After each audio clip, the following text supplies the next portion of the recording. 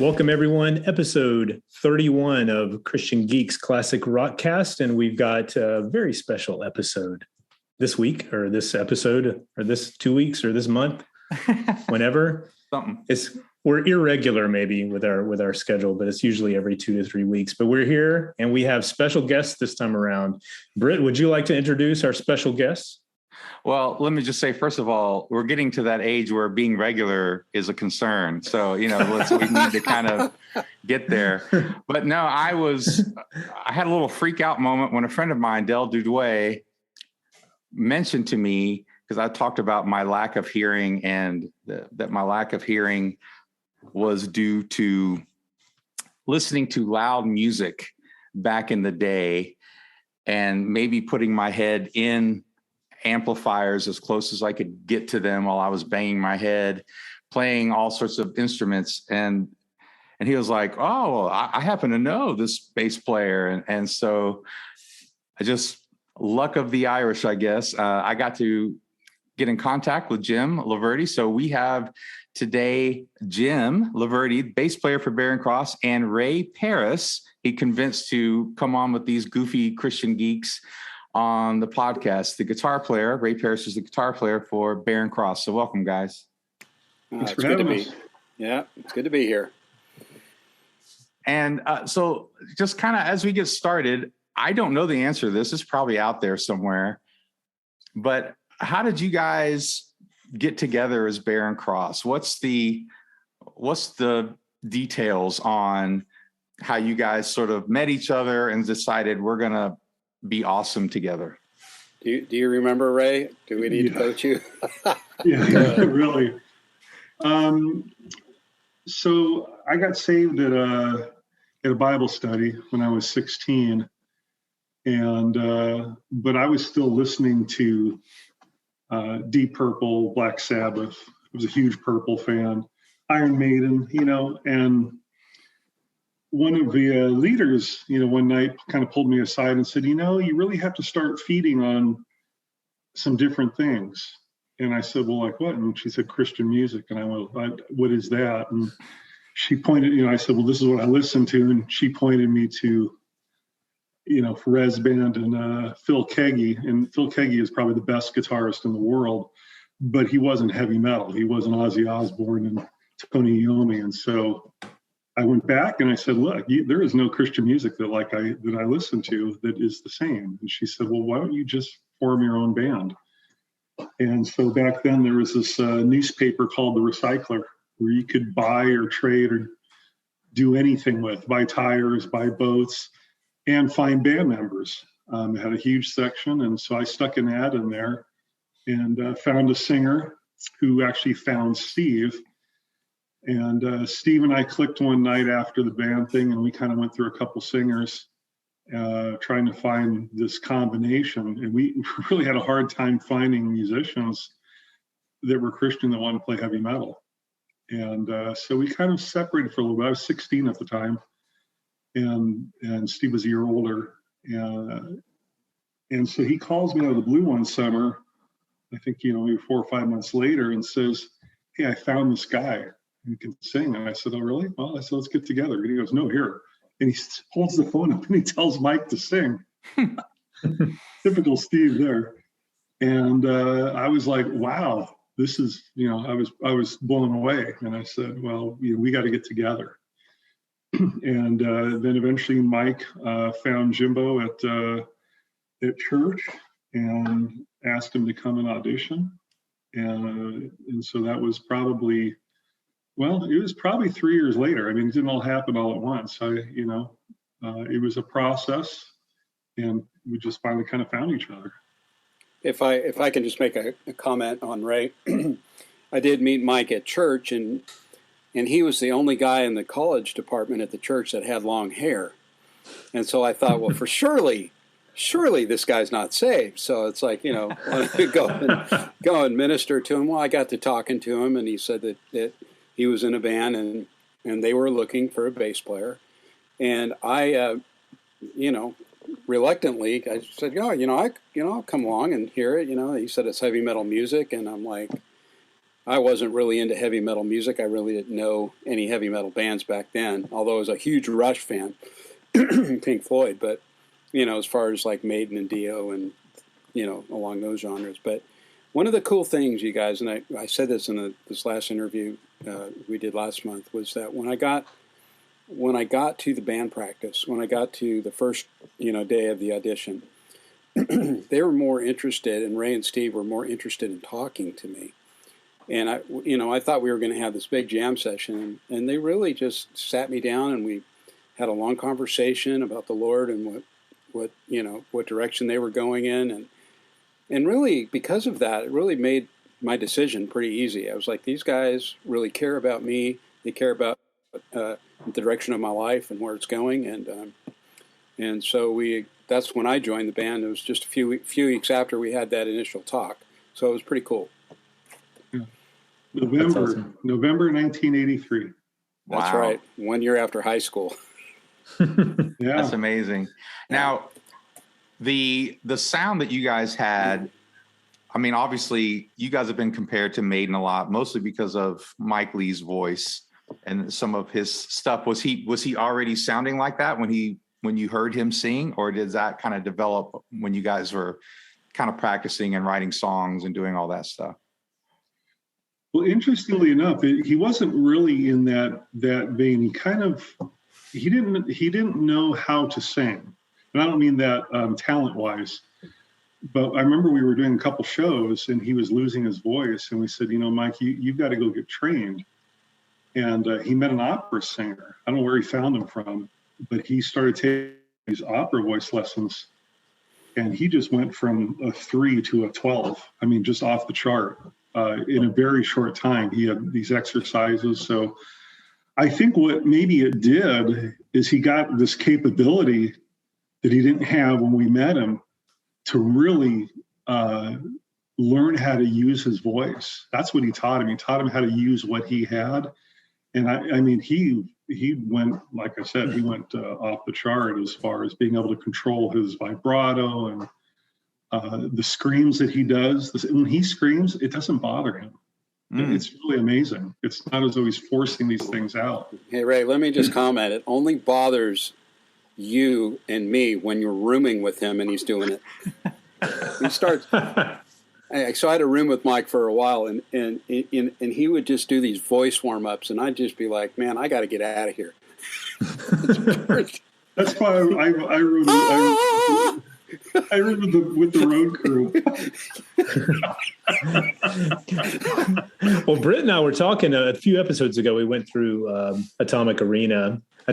So we were going through that, and one of the comments, or one of the things we brought up, was Mike's ability to kind of transcend octaves fairly effortlessly. And I know that doesn't mean that's kind of a, that comes with training and time and, and God-given talent, but clearly he's got something. And I was even listening back to some of the live album you guys did a few years ago. Oh man, the dude still got pipes. I mean, he still can belt it out.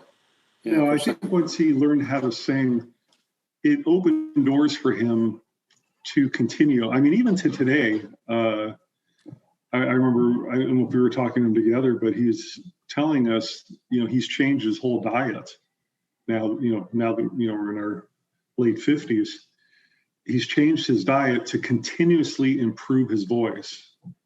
And, I got, if I got to give my credit, one thing, he's worked hard at where he is at.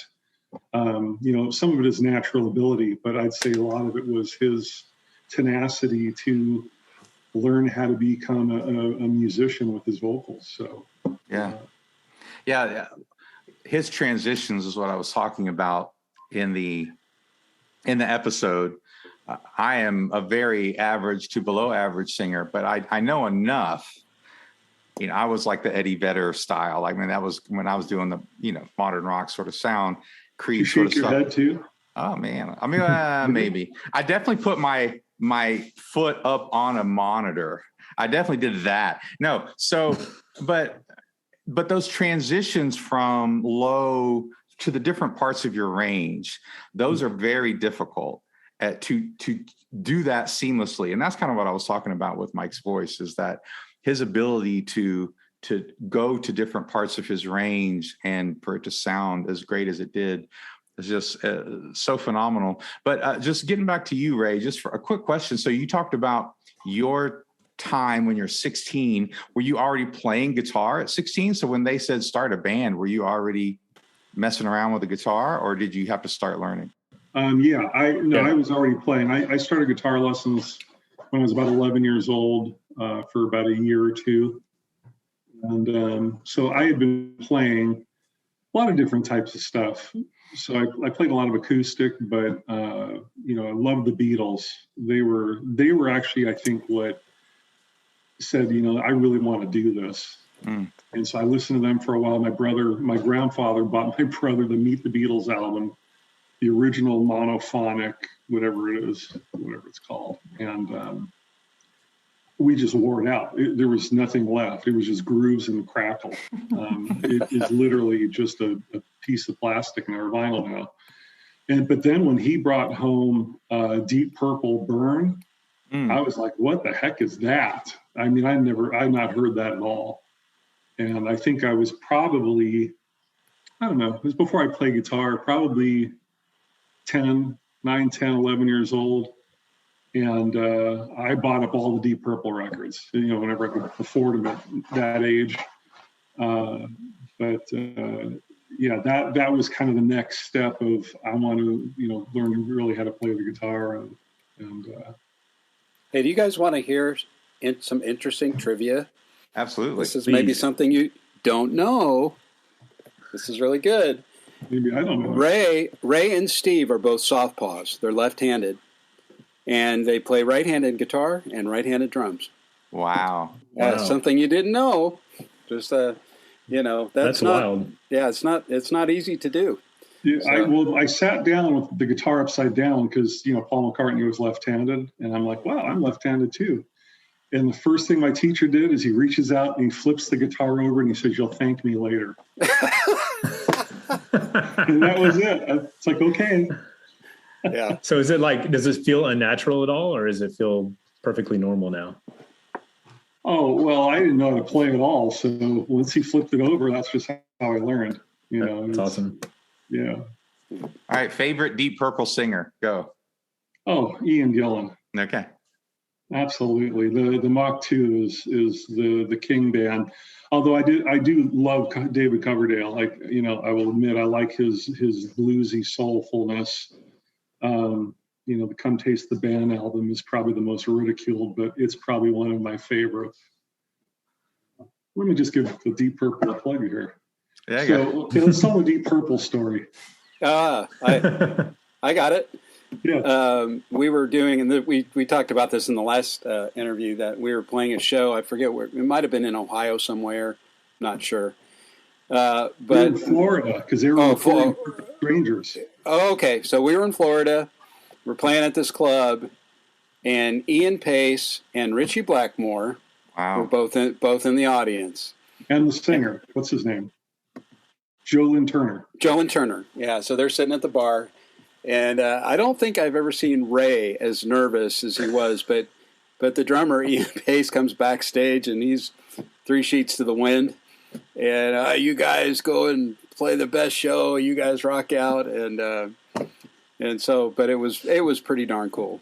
And awesome. Ray was in his he was in heaven, kind of. Yeah, we're in our dressing room, and I just literally turn around, and he's standing there, and I'm like, "What are you doing here?"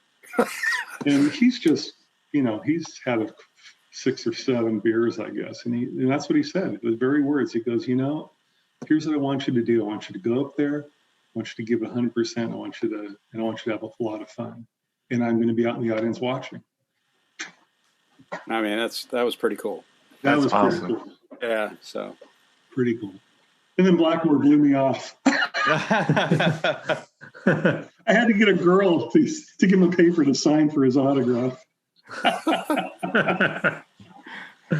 That's funny. The best part was, remember the Joe Lynn Turner joke? Yeah, good. Tell him, Ray. You guys are going to love this. You guys are going to love this story. Tell him. So, we're talking to Joe Lynn Turner, And we're asking about, his music and stuff. And he said, what happened with you and Yngwie? And he goes, oh, yeah, we had religious differences. And I said, we're Christians, so we're thinking, oh, wow, it's an opportunity. Yeah, antennas go up. And he goes, yeah, Yngwie thought he was God, and I didn't agree. That's awesome.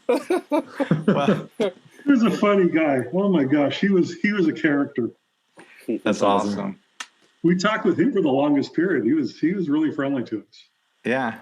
Well, so Jim, what about some of your influences? I know you talked about Rush and Pink Floyd. Yeah. So that's kind of what you were already playing. I mean, I'm sure. Yeah. Was it the Cathedrals or was it rock? No, I mean, no. I was introduced to Rush when I was in the 8th grade. I'll never forget it. We were a friend of mine who lived down the street, built a tent in his backyard, and he said, "I got this tape recorder or a record player. I don't know what it was, but he had the 2112 record." And that's when I got introduced to Rush, and I was absolutely smitten by that whole record, and just became a fan. Love Neil Peart; he's my favorite drummer. Geddy Lee, phenomenal. Alex Lifeson, and actually got to see Rush in the Moving Pictures tour when I was a senior in high school, and just loved every minute. So I've been a big Rush fan ever since, and then later on. I became a Maiden. I liked Iron Maiden, and just Bruce Dickinson's vocals, and just that whole genre just kind of was interesting for me because of the deeper lyrical content that both bands had, and right. they weren't writing songs about drinking beer on the tailgate of your truck. They were writing just interesting songs that, like Red Barchetta, Tom Sawyer, Spirit of the Radio, Free Will, and all these great Rush songs that actually said something in their music. So I thought, right. Anyway, so that was and so I endeavored to become, the best bass player that I could possibly become, and I used to live with Pastor Bob Beeman from Sanctuary. And it used to drive him nuts because I had my drum machine going, 2:00 in the morning, and I'm playing. It's like, when are you going to go to bed? It's like, as soon as I get this riff down. So, wow. Well, he hung out with the wrong group of people not to be into that. So. Right. Yeah, I know. He was pastoring the bunch of us. Exactly. So how did that transition into you guys getting noticed, getting a record deal, and kind of all of that stuff with Rock for the King? Well, we started with that, Jim. That's your dad. Yeah. Well, yeah. I mean, we started playing concerts, and I remember, Ray. I think it was we played at a girls' home, and I remember that there was this gal. I think she was actually going to commit suicide that night, and it was one of our first concerts that we played, and because of the message of the gospel of Jesus Christ, it changed the trajectory of her life, and she went from the kingdom of darkness to the kingdom of light, and because of that, she wasn't going to go out in the field and take a bunch of pills and end her life. And at that moment, I think that we all knew that God had something for us, because we started playing these little clubs. I remember Ray and I going out to Hollywood Boulevard trying to figure out if anybody would have us play, and we got to play in the Troubadour and Gazzari's and the Roxy and just all these places in the Hollywood Sunset Strip.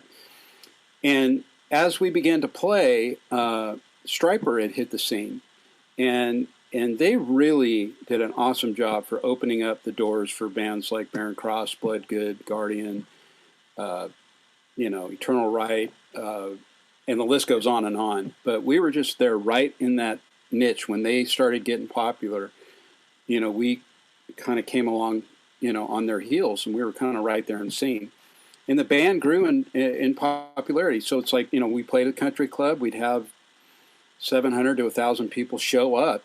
After a couple years of hard work of really, knocking doors down, putting up flyers. We didn't have the internet back then, so. And so basically, I had a dream one night, and we were in the studio recording, and we were going for it, and we were. Ray was laying down tracks, Mike was doing this and that, singing, and we were all. And when I woke up, you guys, it was so real. It really was. It felt real. And I woke up from the dream, and I was like, man, God, Lord, if that is from you, please, give me a sign. And my dad, who's a non-believer, opens the door, and he said, hey, Jimmy, he called me Jimmy. He says, hey, Jimmy, he goes, hey, I was thinking, why don't you guys think about doing a record? And it was just really surreal for me. And I called the guys up, and I said, you guys, I think we're going to do a record. And, I'm going to let Ray talk about the us shopping around for studios, because we didn't have any money. We're broke musicians, Yeah. What do you call a musician? We're broke anyway. Yeah. Musician with no girlfriend, homeless, right? So we were, but you guys, the thing is that my dad said, hey, I'll kick in a couple thousand, and Steve's mom kicked in a couple thousand, and I'll let Ray take the rest of it. Go ahead, Ray. It was, just for a time frame. So we started practicing in November of '83. We played our first show, I think it was that January or February. Another band in Glendora, California, had said, hey, I can get these shows at these girls' homes and these boys' homes where we can play, because we don't have any place to play. But the record was released in early part of '85. So we were in the studio probably, and the band was a year old or maybe even less, but we had the material that we wanted to do already that we were doing live. And then after the prison type thing, we had two churches, Calvary Chapel Downey and Calvary Chapel Costa Mesa, that really supported us. We weren't members there; they're in different cities, but they heard about us, and they said, why don't you come play for our youth groups? And we thought, oh, okay, youth group, when I was thinking, was 10 people. I mean, we had 400 people at this first show, and I'm like, this is a youth group? I mean, the place was packed. And I remember the youth pastor there saying, you guys have a good ministry starting out. And I think they even supported a little bit on our record, if I'm not mistaken. But that was a good, and then obviously Calvary Chapel, Costa Mesa. Those were good support systems for us in the beginning. And so when that record finally, we repressed it and everything, made these blue copies, for Barren Cross, and made the regular copies. And I think we pressed, all we could afford was 3,000 units, but they were gone in 2 months. And so we started shopping with labels. We said, look, we got something here, and none of the Christian labels wanted us. No, thank you. And then for some reason, finally, Star Song decided to take a listen and came on to one of our shows and said, okay. I think what they saw was that they had an easy package. We had already recorded 6 professional songs, and they added the 3 more. So it was cost effective, and they could see how we would do in the market. That's kind of where it started. And then after that, Enigma came down the pike later on. So this is all in a matter of 2 years, right? Yeah. 2 years, probably, we've been together at '83. So maybe, about 2 years or so. So it felt slow at the time, because when you're a kid, you're impatient. Right, because you're young. I think back on it going, wow, that happened really quick. We were on tour in '86 with Stryper.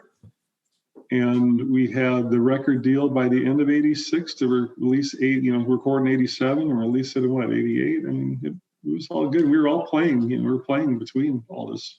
Being on the radio side of things, I paid attention to the record labels and all that kind of thing. And I can tell you that whenever Star Song services a single to a radio station, I didn't expect what I heard when Barren Cross came through the speakers. Because, Star Song was known for Petra. And, and a few Twyla Paris maybe, and a few other things like that. So whenever we get these sort of anomalies, and that was way before the pure metal situation, but But anyway, it was unusual to say the least. And and the same thing when Myrrh and Holy Soldier came together, there was always that, do they know what they're doing? Do they know how to, I mean, are they going to be able to work with this band well enough and get them in the right places? But it seems like at the very least, it was a very good launching pad for you guys. Yeah, no, it got a record out. It got distribution. Distribution was king back then. So it got us distribution, at least in the Christian market to begin with. That's what, the Enigma deal. The Enigma deal was actually really good because I believe they had a Christian distributor, but, they had their, was Enigma Capital Distribution. Right. And that just helped us blow the doors open and be found anywhere. And I got to say, Wes Hine was the president at that time. Was very good to us. Was a real soft-spoken man, and he says, "I like what you do. I want to put some records out with you, and to see if we can." They wanted to replicate the Stryper thing, and because at that point, all those bands that they had, whoever they were, Motley Crue and Wasp or whoever they signed, they were selling them off to Warner Brothers, probably for a ton of money. Mm-hmm. And he wanted to see us succeed, and. It doesn't get better than that. Mm-hmm. I got to say.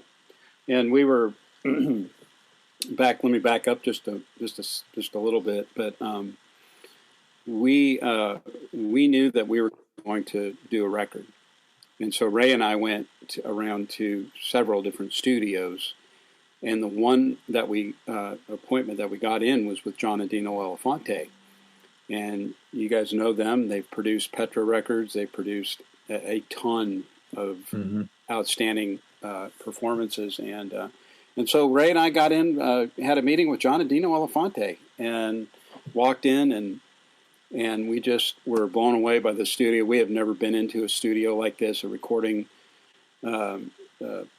place that just was beautiful, and it sounded great. They let us hear some samples of their music, and so Ray and I walked out of that place, and we were just like, they're never gonna, do anything with it, and, but we got a call the next day. There's like, a couple days later, hey, we're interested. We'll record you guys for X amount of dollars. And we had to raise it. And that's how we wound up with the Believe EP, is that we came up with the money ourselves. And the last $1,000 was a miracle. There was a woman that was walking down the street over at Steve's house where we were rehearsing, and she just saw this little Barren Cross Medal for the King sticker and said, I just really believe the Lord's supposed to give you this money. And it was the last finances that we need to complete the project.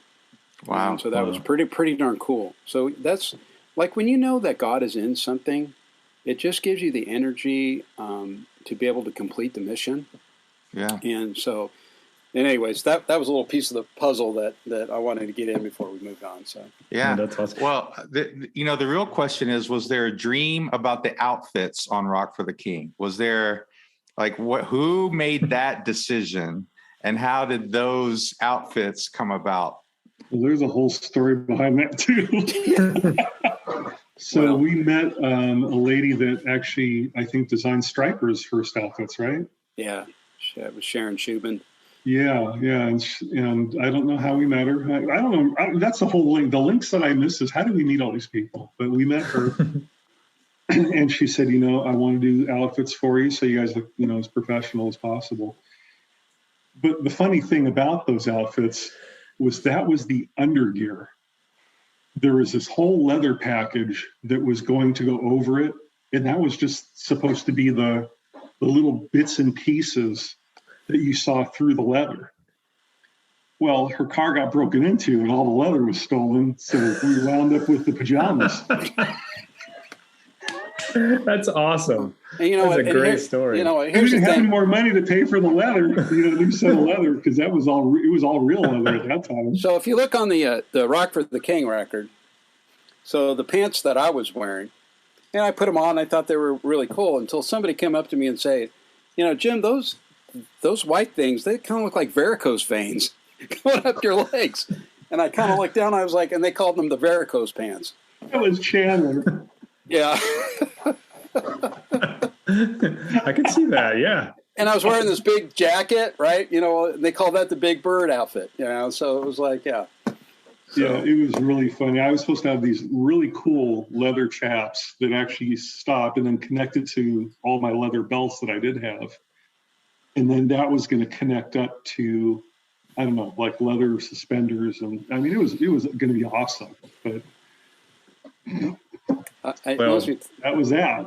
Wow. It's literally like an underoos cover. Like at least you had like cool underwear. I mean, like all that's, Well, let me just say this, and I just, Ray, I don't know what got into him this one night. We were playing in Brownsville, Texas, and it was a huge crowd. I mean, just gigantic. I mean, there was over 1,000 people there, and they were just going wild. I don't know, Ray, what got into you to do this, but Ray took me and tossed me out into the audience. And yeah, you remember? Yeah, you did. And I thought it was really cool at first, and I'm floating on the hands. They were going to surf you. Oh yeah, they surfed me, and then I started sinking down into the ground. And I remember I was face down in the ground, and these hands started ripping off all my clothing. I was like, this is crazy. And I'm like, somebody help me. And this big burly hand came down, and it was Drew, our road manager, pulls me up out of the audience, and I am bleeding. Wow. My shirt's gone. My pants were almost completely ripped off. Christian show. Terrible. But Ray felt really bad, but he bought me dinner the next night, so I'm trying to make up. There you go. Anyway, well. So that was late, man. That was 1990. You still owe me. It was actually dinner wasn't enough. It was the last show for that whole tour. Oh wow! Yeah, it was actually down in Harlingen, Texas, and we thought, we almost skipped that show. He said, "What's in Harlingen, Texas?" Well, there's 1,000 people in Harlingen. That's what yeah. Wow. So anyway. At least it was the 80s. You guys could get away with outfits like that, even if it was just half an outfit. Yeah. Well, you talked before, Jim, about when God's in it, when there's a purpose, there's a mission. And, something that, I mentioned before with Steve is, from what I understand, I was in it peripherally, right, trying to do it, but it's really hard to get musicians to show up in the same place at the same time, like just naturally. I mean, just in life, to get four creative people to kind of join in on anything is difficult. Now, if you add in all this stuff, like you got maybe theological differences or doctrinal differences, or you got different traditions because now you got the religion thing happening. And then maybe you guys made a little bit more, maybe on Enigma and stuff, but Christian bands didn't make near as much as a lot of these other bands, right, would have made. And it just always impressed me that someone like you guys and Bloodgood and Stryper, for as long as you guys did, and not even Stryper as much, but a lot of those Christian metal bands stuck around as long as you guys did, because it had to have been hard to kind of keep going and during all that. So I don't know if you guys have any sort of thoughts about all that, but I just always found it impressive that you guys were able to stick around as long as you did. Well, financially, we have Ray to thank for that. Ray's extremely good and very cognizant with our finances. We never came home from a tour in the red. Some of these other bands seriously hawked their houses to do this, Right. And, but, we always came home with change in our pockets and so, we by far never got wealthy from doing this, but Ray was always really good about, keeping us above board, keeping us heads above water, and sometimes that meant, hey, look, man, we're going to buy groceries at a grocery store and eat, in the RV or whatever. So, but that's one of the reasons why Barren Cross never came home and we never went into debt. So there's some facets to that. Your question is a little multifaceted. One of the common questions that we used to get from other bands is, how do you guys how do you do it on the road with all, the road was the road, you know, especially playing a lot of clubs, had all of the, you know, peripherals that aren't really great for Christian bands. You know, they happened. And I think one of the best things that we had as a band was we had accountability with each other. Nobody was allowed to stray. Nobody was allowed to stray. If somebody was making a wrong move, somebody else called them on it. And it didn't have to be one person. It could be anybody in the band.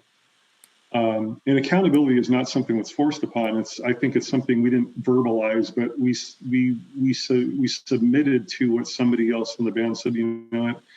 Whatever it was, you shouldn't be talking to that girl that long, or whatever the case was.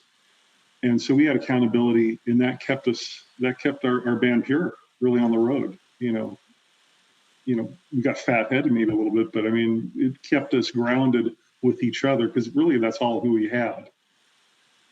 You know, the financial aspect, you know, Jim covered that, you know, there's some money to be made, but the other aspect is, and I won't say this for the whole band. I think, you know, it was kind of divided a little bit. Mike was certainly the most musical. Mike is amazing. You know, he's a guy that can hear 5 different instruments in his head all at once and tell you how to play them all at once. You know, I've never met anybody like that.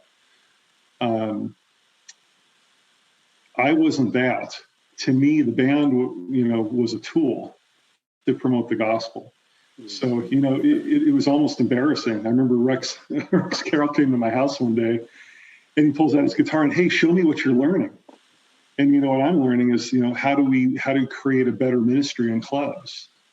I really, you know, I wasn't a practicer. I wasn't into the music in this aspect. I don't want to say I wasn't into music, but I was into this aspect of the band. The band was a tool to promote the gospel for me.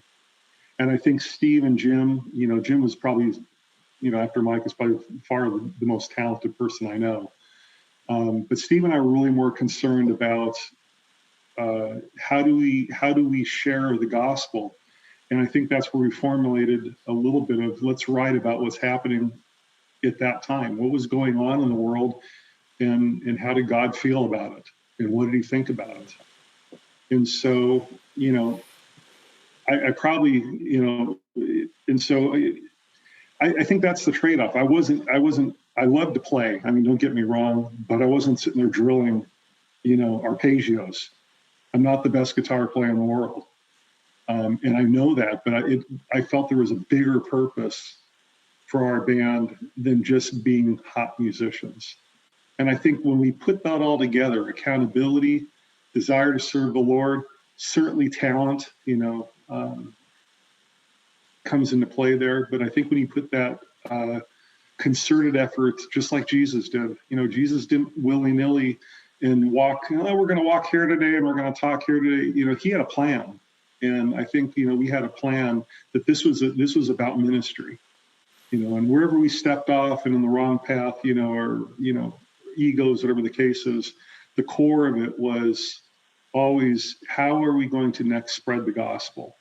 How are we going to do this at the next show? And Jim and I used to talk about this, because I remember that one time, I don't remember where we were, but we cleared a club out. It was packed. And I spoke first and cleared the first part out, and Jim spoke second, and the bar left. You know, but hey, that was that night, and we sat and we analyzed it. I remember Jim and I sitting in the back and going, okay, you know, what do we need to do to not have this happen? Because that wasn't the purpose. The purpose was to have them here. And we would always try and, you know, tweak the ministry to make sure that we were relevant, not relevant to the culture, but relevant to what our mission was. Absolutely. Yeah. And some of the best ministry times really after that, and that was a real thing that happened to you guys. We cleared one night, we cleared a club of everybody because of what we were saying. And, wow. And we when we played in the clubs, we had to stop doing that, and we had to. I remember many evenings sitting at the bar with people, and talking about who Jesus Christ was to people sitting around the bar. It's different when you're getting preached to, then compared, say, for instance, if you and I, Steve, were sitting down at a meal and I was just telling you about my story, my testimony. Hey, this is what God did for me. Right. And so in the clubs, that was really effective. And when we started doing that, instead of like getting real hammering on the stage and what we were saying, the ministry in the clubs actually was, it just increased substantially, just because we're talking to people one-on-one, in their environment. And so, yeah, we had to learn a lot of lessons that way. So. Yeah, and the one-on-one thing, we used to start inviting people out we'd go to Denny's afterwards. It's the only thing open. We started inviting people out. You want to come eat with us? And it was very organic in the way it was presented. But I think, to head back to the original, is that, Jim and I would put our heads together and go, how can we reach people? How can we be effective? And it really turned out there was different circumstances all the time. The funny thing is we ate on the Christian shows and we preached on the, and did the real ministry and starved on the club shows. And thank God that we had Christian gigs that would really pay our bills and would pay us enough to survive and to get ahead a little bit, so we can go into a club for $50 a night and pizza. And sometimes they didn't get us the pizza, but so that's a big long-winded answer for, the way it was packaged. Yeah. For guys who are 21 and 22 years old, we had a kind of intrinsic between us plan of where we want to head. So let's kind of bring it up to what's some stuff that's going on now. What are you guys up to these days as far as musically, or how much are you still involved musically? I know there's at least one big thing, but is there other stuff that you guys are working on along those lines? Well, for me, I live in Nashville, Tennessee, and I run a business and I work in the film industry. And I've been working in the film industry for 12 years. And it's remarkable how musicians and actors coexist. There's like peanut butter and jelly, and so, we've done I've done some musical things. I played on the last Triton record, and now and again I'll get a band that'll, want to hire me to play bass on their record and whatnot. And so, you just, I stay with music. It's not the center of my life by any means, but it's something that I love and enjoy. And any opportunity we get to play with Barren Cross or whatever, I always jump at the chance, because I think it's a great opportunity for us to take what we've learned throughout the course of the last 20 years and present it.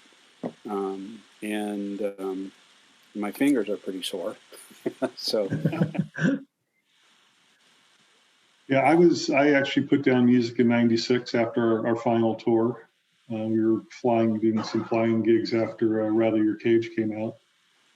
And, I've been playing in churches on worship teams since that time, but I decided to have a family, and being away for months at a time didn't seem conducive to, raising kids. So I kind of retired out, and that's been that. Now that my youngest is huge, 6'5", and in college, I kind of have the spark once again. I'm playing quite a bit, and trying to figure out, maybe where we want to head, where I want to head musically, because I want to do that before, I get arthritis in my hands and it's all over, I guess. And one of the really cool things, you guys, throughout the years, and both you, Britt and Steve, you guys know this, that friendships they last, especially with friends that you can think of 4 or 5 people off the top of your head, maybe 1 or 2 that you've remained friends with throughout the years. And say if you haven't talked to that person in a year, you call them and you pick it right back up where it left off. That's the same kind of friendship that Ray and I have always had. It's been organic, it's been natural, it's been a great relationship. And now that we got this concert coming up, Ray's calling me every other day. I'm calling him every other day, and talking to Mike and everything. And it's just, and it's not all about music. It's about what's going on in your life, man. How's your walk with the Lord? What you're struggling with? How can I pray for you? And just recently, Ray called me up and let me tell you, if you guys ever need a good counselor, Ray's one of the best counselors I've ever heard. And prayed through with me with some things, gave me some great advice, some great counseling. And it really is about the relationship at the end of the day. Are you guys excited about the show in September? No. I can't. I'm realizing very quickly that I got a lot of practice ahead of me. It's like riding a bike, right? It is kind of like riding a bike, except you ride it a little slower. Because you don't fall over. You digress to trike. Yeah, you digress to trike. That middle part of Killers of the Unborn, man. Oh my God. I'm just like going, I hope I can pull this one off by September, because it's fast. I can't. Listen, guys, I'm just going to fully admit that I cannot play that middle part. I don't know how. I think we slowed down the tape, Ray, because I can't play it. I think we should just stop right there and do something else. We play it every night. It's got to come back. Come back. Just throw something out of left field, like a little jazz interlude in there or something. We can do that. We can do that. Just do a jazz version. You guys don't know the part we're talking about. Throw a little Stevie Ray or Joe Bonamassa in there and see. There you go. Yeah, he's easier. Yeah. Can you imagine Joe Bonamassa shows up, Ray? Oh gosh, we just saw him in concert. Both Ray and I did. He's no slouch either. No, he's not. My goodness, he's just best acoustic guitar solo I've ever seen in my life. Oh my gosh! My wife thought I was ignoring her. I'm like, no, honey. Yeah. Just spellbound. 2 hours and 15 minutes of pure guitar. Wow. So we're excited about our show. It's on September 3rd in the BMI Event Center in Versailles, Ohio, and we're playing on Saturday night. And I've already got a bunch of. I just had a friend today said, I just heard you guys are playing a concert. We're going to go. Bring my whole family. So I got some people flying from. Craig's flying out from San Antonio. Yeah. And his son. And what's really cool is that my son Hunter is going to come with me, and he's going to be able to actually see us play "Rattle Your Cage," which is his favorite song. Oh my God, I love that song.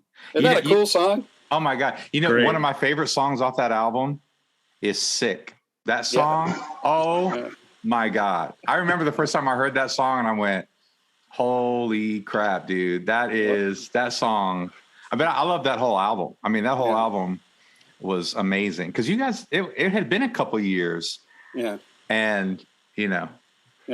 That's when we did that because that's when grunge was kind of coming out, and Mike was really into that. So he's like, we need to write this grunge soon and just tune the guitars down and play on lower notes and so it was pretty cool. Yeah. Well, and I know it's been maybe 10 years now because you guys did do that one show that's on YouTube, and you guys sounded amazing on that show. And so I'm fully expecting that you guys are gonna sound amazing again. Hey, Britt, have you ever heard the term "fix it in post"? Oh, I have.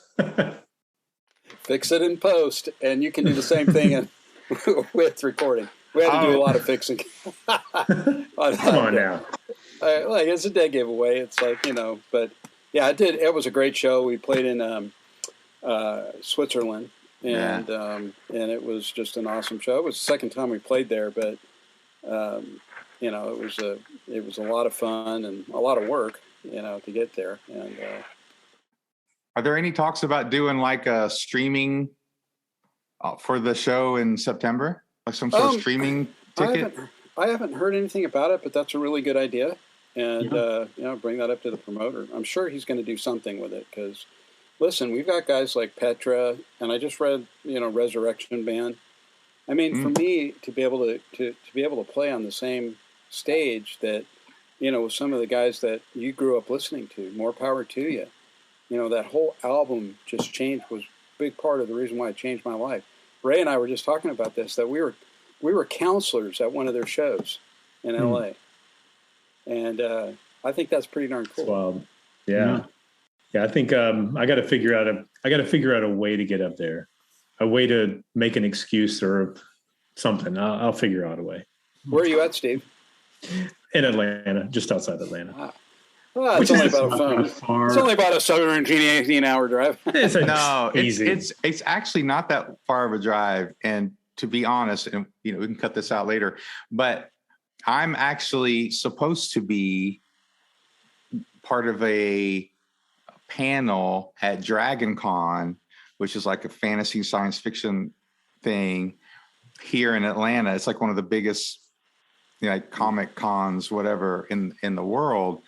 Because I'm also an author. I'm like a fantasy science fiction author as well.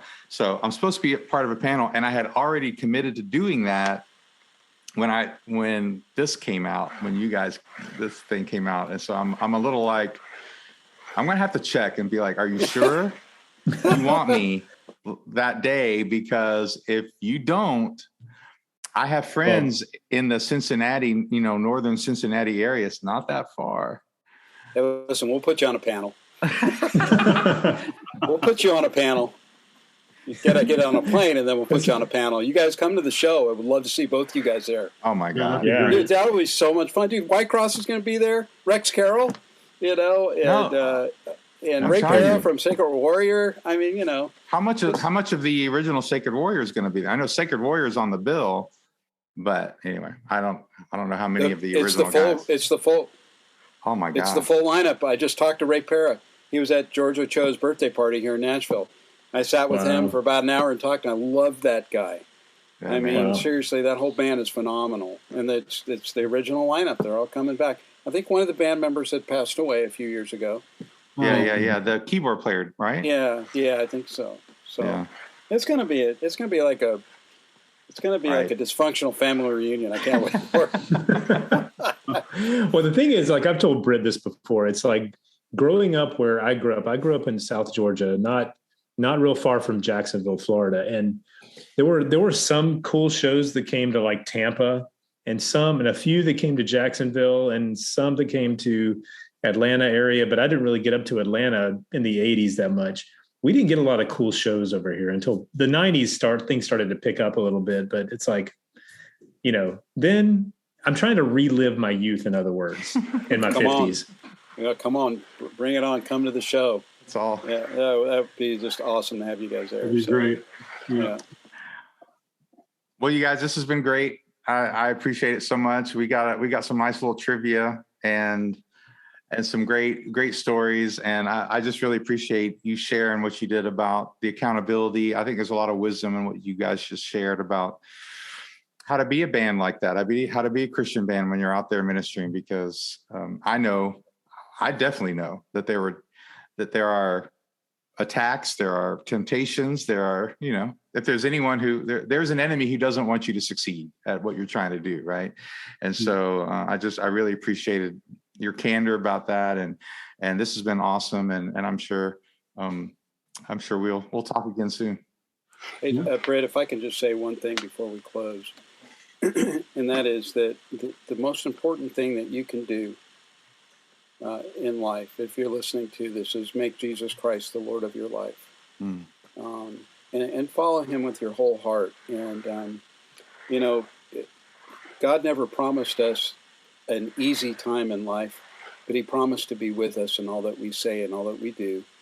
And and really, our life is just a vapor. Just think about it. Just a very short minute ago, we were 20 years old. Doing this. And now I'm 58 years old, and I've got less days in front of me than I do behind me.